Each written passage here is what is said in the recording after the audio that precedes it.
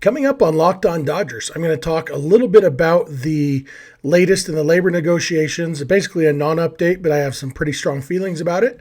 And then I'm going to talk about the history of the Waxahachie Swap in baseball, which if you don't know what it is, stick around because it's pretty fun. So let's get Locked On Dodgers.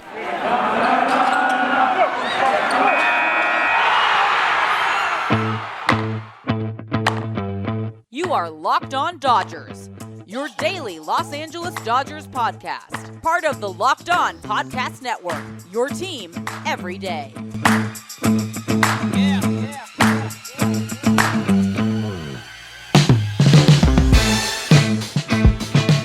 Hello, Dodger fans. I am Jeff Snider of Baseball Essential, and this is Locked On Dodgers, part of the Locked On Podcast Network.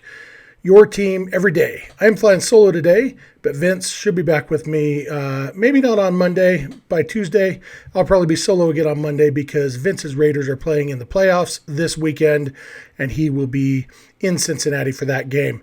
But I'm here alone today. Thank you for making Locked On Dodgers your first listen every day. Remember, this show is free and available on all podcast platforms and on YouTube simply by searching for Locked On Dodgers. This is the daily podcast covering the world champion. This is the daily podcast covering the Los Angeles Dodgers, bringing you the smart fans' perspective on our boys in blue. And you eagle-eyed YouTube viewers may notice a little glitch in the video right then because I messed up and said world champion Los Angeles Dodgers. And I got to say, I can't wait to be able to say that legitimately again. I am tired of the Dodgers not being the reigning World Series champs. So hopefully there will be a baseball season this season so that the Dodgers can win the World Series again, and I can go back to saying that. But whether or not there's a season depends on whether the owners and the players can come to an agreement. And so I'm going to talk a little bit about that. First, I want to remind you, thank you for making Locked On Dodgers your first listen every day, and remind you that when you get in your car or sit on your couch, tell your smart device to play podcast Locked On Dodgers. So the owners and the union met on Thursday for the first time in about 6 weeks. Which is progress in and of itself, the fact that they're talking. There was no actual progress made. Basically, ownership presented a proposal, and the players' union didn't care much for it, and they left, and the union will now theoretically present a counter-proposal. So most of these meetings, it's kind of the nature of these negotiations. Until they feel that pressure, they're not going to agree on anything, and right now, on January 13th, there's not that much pressure to get the job done. As we get closer to February, there's going to be more pressure because spring training is supposed to start in February. And then as we get into February, we start, as we get towards the end of February, we start thinking, okay, if it takes much longer, we're actually going to have a delayed season or a shortened season. And that's when it starts hitting people's pocketbooks. That's when they'll get intense. So we weren't expecting much from these talks on Thursday. But one thing that was kind of interesting, I thought, Ben Nicholson-Smith of Sportsnet.ca, which is in Canada, he reported, he says, I also heard MLB owners offered a potential solution to service time manipulation in their proposal. If a highly ranked prospect within the top 150 on prospect lists plays a full year and finishes top 5 for a major award like MVP, Cy Young, or Rookie of the Year, his team would get a bonus draft pick. So one of the things that the Players Union is concerned about is service time manipulation. The most famous case recently was Chris Bryant back in 2015-ish. He was held down. Basically, the reason they do that is because if you're held down a certain amount of time, in order to count as a full season of service time, you have to have, I forget how many days it is, and it's different every year. It's based on a few things, but in order to accumulate a full year of service time, you have to be on the Major League roster or the Major League injured list for a certain number of days. And so teams with their top prospects will often hold them down for a month or month and a half and then call them up, and then they basically get that first year for free because it's not enough days to count as a year of service time, so they get them for 7 years instead of 6 years in the big leagues. Every team does it to some extent. The Dodgers haven't done it very egregiously anytime recently. There's always little, there was talk about Gavin Lux. Were they going to do that with him? Turned out he had enough struggles and enough back and forth in the minor leagues that they never really had to. Who knows if they would have. But it's a concern among the union. And so this proposal would be basically, okay, if you call them up and they win or finish top 5 in an award, you actually get rewarded for that as a team. And so it would discourage teams from holding down their players. Now, in and of itself, I don't hate this proposal. I don't think it's great, but I don't hate it.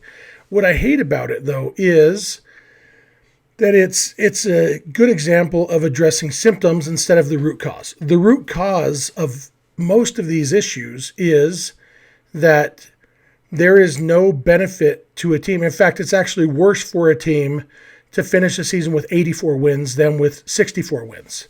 If you're not going to make the postseason, you're better off being really bad, because then you get, you're spending less money on your payroll and you get better draft picks. The worst team in baseball gets the first pick in the draft. The best way right now to rebuild is to be really bad, because then you get more draft picks and boom, which means more draft pool money to spend. All those benefits come from being terrible. And, most years there's maybe, 15 or 18 teams that legitimately come in thinking we've got a good shot at the playoffs. The rest of them, there's no reason for them other than trying to make their fans happy to actually try to put a good product on the field. And that's frustrating. And so the Cubs, when they held down Chris Bryant, they hadn't been competitive. Turns out they actually were competitive even that year. And, maybe it came back to bite them a little bit, but they didn't really think that was their year, that they were going to be back to competitiveness. And so they held Chris Bryant down. When teams hold down players, it's because the benefits of that extra year outweigh any benefits that would come from having the player on the field at that time. And obviously, Chris Bryant won the Rookie of the Year that year. If he had been on the field for that extra month or whatever, maybe the Cubs finish, in first place. I think that was the year that they made the postseason as one of the wild card teams, but there were 3 postseason teams from the NL Central. I hope that's right. I should have looked it up, but I didn't. Anyway, but most of the time when teams manipulate service time, it's because the benefits of that extra year outweigh benefits having on the field. Now, if the draft was switched, I've talked about this before. I'm probably going to talk about it again soon, because one of my big things that I really think they should consider in this CBA, if the draft was tweaked so that instead of the worst team in baseball getting the first pick in the draft, instead that pick went to the best team that didn't make the postseason. And then, and you wouldn't just do straight, okay, do that and then put the postseason teams last, because then you get into the mixed motives of, okay, is it better to have a wild card game on the road or to have the first pick in the draft? And so, you'd go, okay, best team to not make the playoffs gets the first pick. Second best team to not make the playoffs gets the second pick. Worst team to make the playoffs gets the third pick, kind of like that. And you stagger it. So you'd still end up with the best team in baseball would still be picking near the end. But guess what? So would the worst team in baseball. And if you were rewarding teams actually trying to win, even if they didn't have a chance at the playoffs, but trying to win 84 games so that they're, putting a product on the field that their team enjoy or that fans enjoy going to watch, that fixes the service time manipulation, because no team's going to do that. It also fixes all of the financial issues that players are worried about, because teams would actually be incentivized to spend money on free agency, all that. Now, all those are reasons why the ownership would fight against this idea, but that's why you negotiate these kind of things, because every negotiation, every CBA is full of things that ownership didn't want but they settled for, and things that the players didn't want but they settled for, because that's what compromise is, that's what negotiation is. And eventually there's going to be compromises made on all of this stuff, so they might as well do this right and tweak the draft order instead of trying to get heavy-handed and address this one symptom of roster manipulation. Do the fix that addresses the root cause and fixes a lot of different things. That's my thoughts. on that. That's it for our current event stuff. I'm going to come back in a minute. I'm going to talk about the Waxahachie Swap, Waxahachie something swap. I'll explain what that is if you don't know, and we'll talk all about it as it relates to the Dodgers. So thank you for making Locked On Dodgers your first listen every day, and keep it Locked On Dodgers. Hey, guess what? New year, New Year's resolutions. Are you a little bit overweight? I'm a little bit overweight, and then a little bit more, and then a little bit more. Are you trying to get in better shape, be healthier? Guess what? Built Bar is the answer, or at least part of the answer, because it is the protein bar that tastes like a candy bar, or maybe even better. It makes it so much easier to stick to your resolutions, because when you want a Butterfinger, how about instead you grab a Built Bar? Just as good, and without all the guilt, because instead of having hundreds of calories and dozens of grams of sugar, it's got like 130 calories and 4 grams of sugar. Much better, right? Oh, also a bunch of protein, like 17 grams. So instead of eating a candy bar that makes you feel like a big fat fatty, you can eat a Built Bar that's covered in 100% real chocolate, and it makes you feel like the opposite of a big fat fatty, a nice healthy person who's doing his or her best to be as healthy as possible. So go to built.com and use promo code LOCKED15 and you will get 15% off your next order. That's promo code LOCKED15 for 15% off at built.com. Okay, so the next thing I want to talk about, I was doing some preparation. I'm going to be a guest on that podcast. I've mentioned it a couple times, the 1988 Tops podcast. I'm going to be a guest on that show in a week or two, talking about the Mike Scioscia card in that set.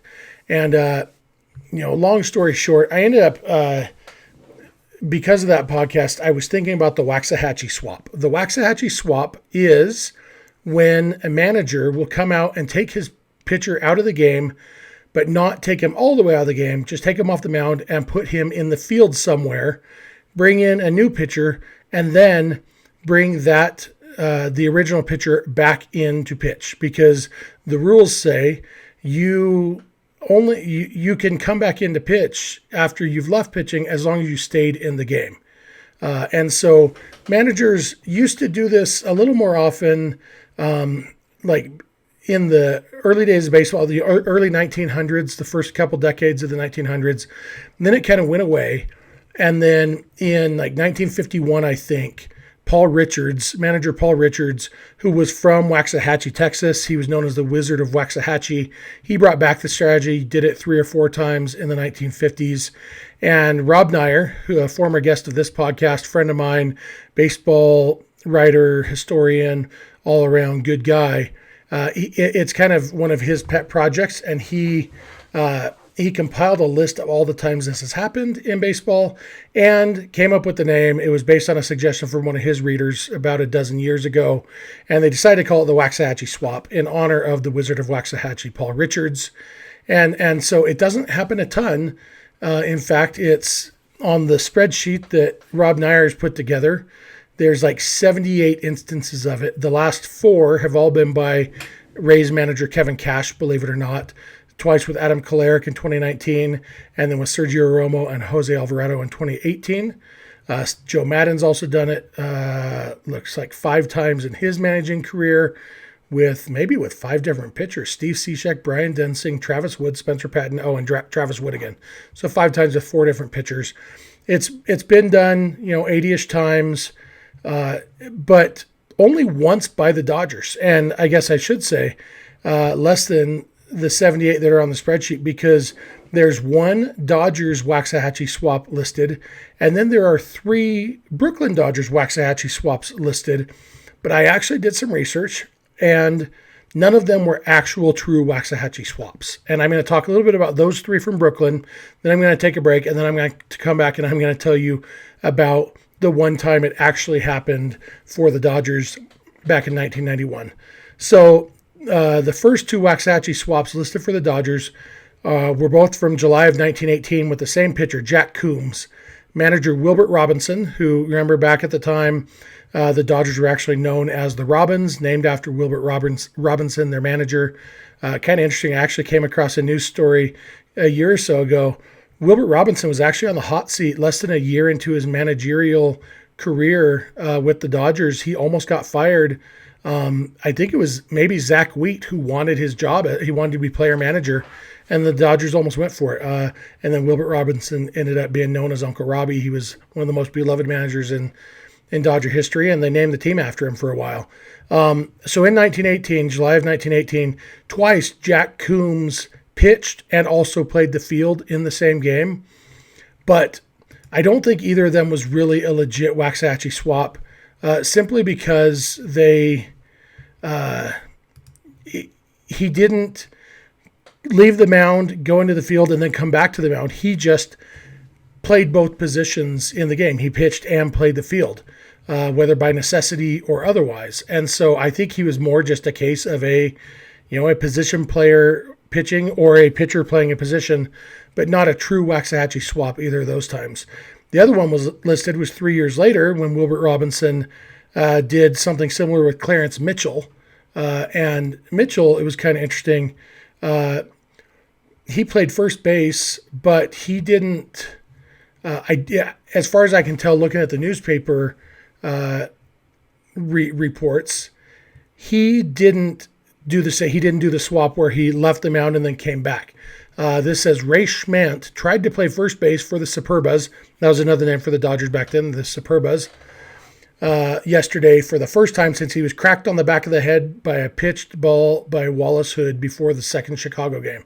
So Ray Schmant, Superba's first baseman, had been out with a head injury, and then they had him try to play first base. It says he had to seek the shade after 3 innings, so it only lasted 3 innings, and Clarence Mitchell, the southpaw pitcher, covered the bag until he pitched the 9th inning, which was the first time we've seen such a switch on the Brooklyn team for a long, long time.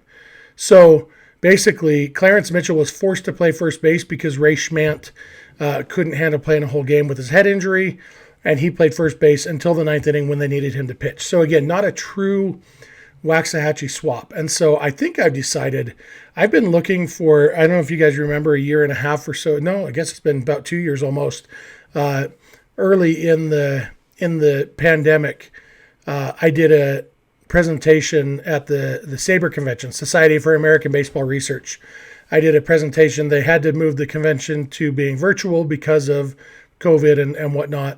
And I did a presentation at the virtual convention on Gary Templeton, who in 1979 became the first player ever to have at least 100 hits from each side of the plate in the same season.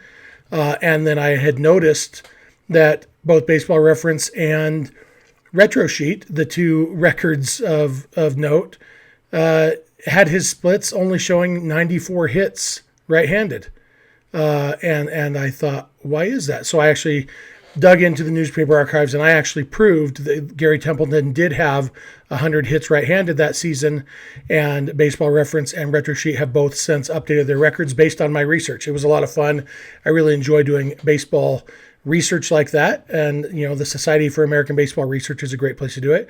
Anyway, I've been thinking about trying to track down another good research project to work on, and I think I may have given myself the itch tonight as I've been digging into these Waxahachie swaps to look into the rest of them and see if they are legit, see how many of these 78 are actual legit Waxahachie swaps, because there's always good stories. And as you're going to see in a couple minutes, there's always fun stories behind these Waxahachie swaps. And so even if most of them end up being legit, and I actually happen to find the only 3 non-legit, which I doubt, it'll be a fun project and probably with a lot of fun stories. So I have 1 or 2 of those fun stories coming up in just a minute. I'm going to talk about the one legitimate time the Dodgers actually did the Waxahachie swap. It was Tommy Lasorda in 1991 and involved Roger McDowell, and the rest you're going to have to wait to find out when I come back. I want to thank you for making Locked On Dodgers your first listen every day, and keep it Locked On Dodgers. Hey, BetOnline AG would like to wish you a happy new betting year as we continue our march to the playoffs and beyond. BetOnline remains the number 1 spot for all the best sports wagering action for 2022. New year and a new updated desktop and mobile website. To sign up today and receive a 50% welcome bonus on your first deposit, just use our promo code LOCKEDON to get started. From football, basketball, hockey, boxing, and UFC, right to your favorite Vegas casino games, don't wait to take advantage of all the amazing offers available for 2022. BetOnline is the fastest and easiest way to wager on all your favorite sports. BetOnline, where the game starts. Okay, I'm back. I'm going to talk about the Waxahachie Swap, the one time the Dodgers actually did it. And this came on October 1st, 1991. I didn't remember this game specifically. I have pretty strong memories of late in the 1991 season because that was when the Braves overtook the Dodgers in the National League West. The Braves had come out of nowhere. They were the worst team in baseball for years, worst fans in baseball, everything. They were just awful. And then they came out of nowhere in 1991 and beat out the Dodgers for the National League West title. This was during that time as the Braves were coming back. The Dodgers didn't fade necessarily. At this point, in this newspaper article on October 2nd, it said the Dodgers have won 23 of their last 31 games, but the Braves had won 18 of their last 25. Or Hershiser said, this is mentally trying. When the winner of this division finally gets to the playoffs, I don't think they will experience a change in pulse. Basically, they were playing playoff baseball every day. And in this game on October 1st, I told you I'm reading the article from October 2nd, LA Times, so about the previous day's game. The Braves believe if they can return to Atlanta trailing by only one game, they can win the division outright on Sunday because their final three games are against the last place Houston Astros. They will match ace Tom Glavine with the A's against the Reds' Scott Scudder. Tom Glavine against Scott Scudder sounds like it benefits the Braves. Bob Ojeda, who pitched in this game, said if they win, we have to win, and if they lose, we have to win. So then we get to the Waxahachie Swap. Ojeda says we have no more gimmies, no more layups, and no more breathing room. And then this article says, if nothing else, the Dodgers have the nerve to go the distance. They showed this in the ninth inning Tuesday when Roger McDowell recorded a save not only for pitching, but for playing left field. McDowell relieved Ojeda in the eighth after Paul Ferries and Jim Vatcher had reached base on a single and a walk. After giving up a double to left center by Darren Jackson, McDowell retired pinch hitter Oscar Azokar on a fly ball to left field. This is really interesting. So McDowell came in with one out. And so he gives up a double, but then he gets the second out on a fly ball. But in McDowell's mind, there's still that was only the first out because it was the first out he had gotten. So then Benito Santiago came up. And going back to the article, Benito Santiago then ended the inning with a grounder. Although McDowell had forgotten there were two out, and he threw home where the alert Scioscia made the catch and threw to first. So McDowell catches the ground ball, see the guy on third running towards home. He throws home, and Mike Scioscia, the catcher, is like, well, I'm just going to take the force out. So I guess Benito Santiago maybe wasn't running hard. He was a catcher, but he was reasonably fast for a catcher. But yeah, so Scioscia took the throw from McDowell and threw it to first base. So it was like a double play, except only one out made. So 1 to 2 to 3, a 1-2-3 put out, not a double play. So McDowell said it was appropriate that I did it on Mickey Hatcher night, referring to a pregame ceremony. Mickey Hatcher was kind of a screwball, and so it seemed like something Hatcher would do. This set up an even odder ninth inning. Back to the article. With left-hander Fred McGriff due up first, left-hander John Candelaria was brought in to pitch. Manager Tom Lasorda wanted McDowell to return to the game for the next two right-handed hitters, so he kept him in the game, moving him to left field while Candelaria struck out McGriff on 3 pitches. McGriff said, I haven't seen that since Little League. McDowell said, I've done it once before with the New York Mets, but on the only fly ball hit to me, Lenny Dykstra came all the way over to catch it and stepped on my toes. Once McGriff was out, so was Candelaria, and McDowell trotted back in from left field to retire Tim Tuffle and pinch hitter Bip Roberts for his 10th save. So, yeah, that's the one time it's happened for the Dodgers. They brought in John Candelaria, a left-handed pitcher, to face Fred McGriff, a left-handed hitter, and he did his job, struck him out on 3 pitches. But when McDowell said, I've done it once before with the New York Mets, I thought, I'm going to see how good his memory is, because I knew he had done it with the Mets. So I looked, and that game was really interesting. And I know this isn't a Mets podcast, but this is a really interesting game. There's actually video of this on YouTube that I'll try to remember to put the link in the show notes. I wish I knew if I was allowed to share this on our video, but YouTube's copyright laws kind of scare me. So I'm not going to share the video here on the podcast, but I am going to put the link so you guys can watch it. But on this, the time that Roger McDowell did it in 1986, there were actually 2 Waxahachie swaps in the same game. And that was because the Mets and the Reds went to extra innings. And in basically the Mets ran out of position players. So you had Jesse Orozco in the game pitching in the 10th inning. And Orozco came in and got into a little bit of trouble there in the bottom of the 10th inning. In this inning, you also have Pete Rose pinch hitting for pitcher John Franco of the Reds. Then Eric Davis, after Rose singles, Eric Davis pinch runs for Rose. And then Davis steals second, and Davis steals third. And then Tom Browning, a pitcher, pinch runs for Eric Davis. So I don't know if Davis hurt himself stealing third base or what happened in that game. I should look that up too. But then Orozco strikes out Eddie Milner, and then they decide to bring in right-hander Roger McDowell. So with 2 outs in the bottom of the 10th, they bring in McDowell. He gets a ground out to end the inning.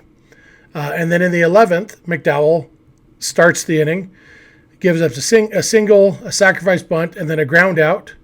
So there's a runner on second and 2 outs. And, by the way, when they brought in McDowell to pitch earlier, they moved Orozco to right field. And so then in the 11th, Orozco is still in right field. McDowell gets the first 2 outs, runner on second, 2 outs, and they bring Orozco back from right field to face left-hander Max Venable. Roger McDowell goes out to right field, and Orozco strikes out Venable to end that inning. Then in the 12th inning, Orozco stays in the game to pitch again, and he gives up a single, another single, a double play, so it's a runner on second and 2 outs, and then he gets a fly out to center by Eddie Milner. And that's the play. They also moved, they swapped McDowell and Mookie Wilson, so McDowell went from right field to left field. So this was a fly ball to left center field, the Eddie Milner hit.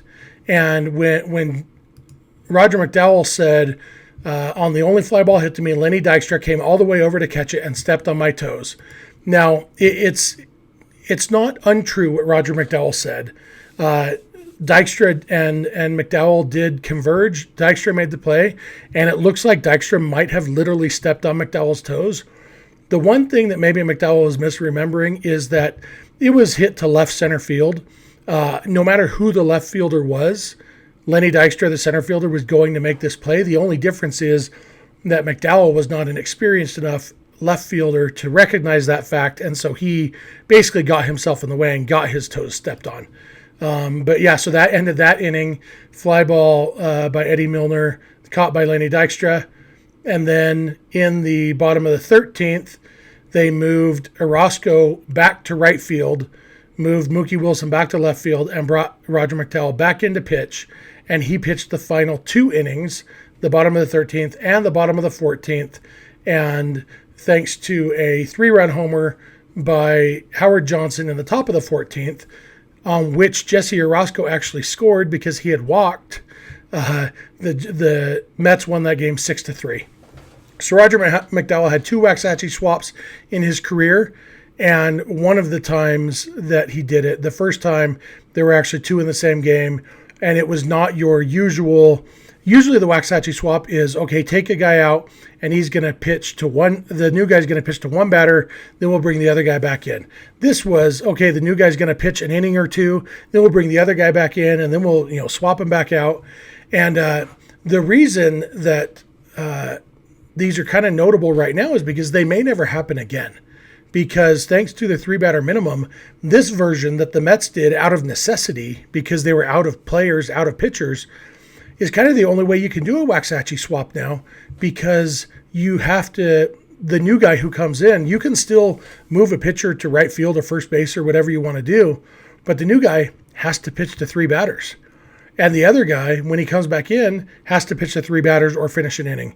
And so it's a little bit tricky. And so I won't say we'll never see it again, because there is the loophole that if you end an inning, you don't have to face 3 batters. So it's a possibility, but you run the risk. If you get 2 outs and you've got a lefty coming up and you want to bring in your lefty reliever and you move the other guy to first base, Well, then if the lefty doesn't get his guy, he has to stay in the game anyway, but now you're also weakened defensively. So we may never see another Waxahachie Swap, at least until and unless Major League Baseball recognizes that the 3-batter minimum is not the best rule and they get rid of it. But it's a fun little thing, and it's fun when we do see it. And I enjoyed digging into the history of the only time the Dodgers did it in 1991 with Roger McDowell. And I hope you guys enjoyed hearing me dig into that. That's going to do it for me today. I want to thank you again for making Locked On Dodgers your first listen every day.